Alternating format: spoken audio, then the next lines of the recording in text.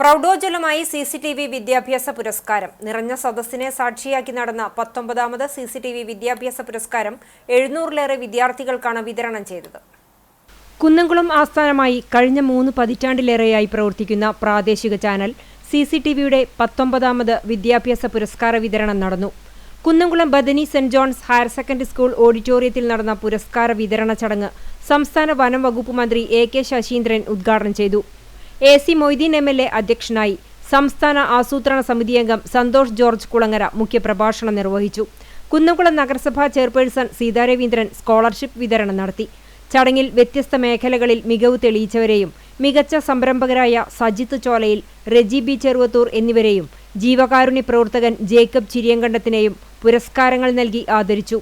കലാകായിക പഠനരംഗത്തെ മികവ് പരിഗണിച്ച് വിദ്യാർത്ഥി പ്രതിഭകളായ മുഹമ്മദ് മുർസിൽ, അബ്ദുൾ ഹാദി, VS കൃഷ്ണ, യദുകൃഷ്ണ, ജ്വാല റോസ് എന്നിവരെ ചടങ്ങിൽ അനുമോദിച്ചു.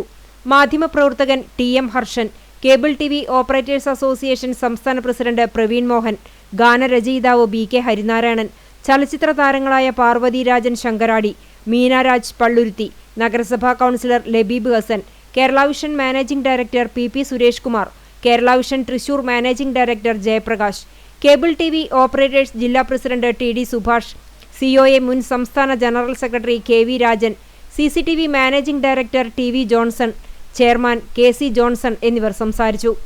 SSLC+2 പരീക്ഷകളിൽ മുഴുവൻ വിഷയങ്ങളിലും A+ നേടിയ 700ലേറെ വിദ്യാർത്ഥികൾക്കാണ് വിദ്യാഭ്യാസ പുരസ്കാരം സമ്മാനിച്ചത്.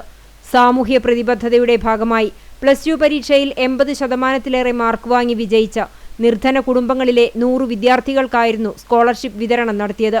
പുരസ്കാര വിതരണ ചടങ്ങ് CCTVയിലൂടെയും TCV ഉത്സവ് ചാനലിലൂടെയും തത്സമയം സംപ്രേഷണം ചെയ്തിരുന്നു.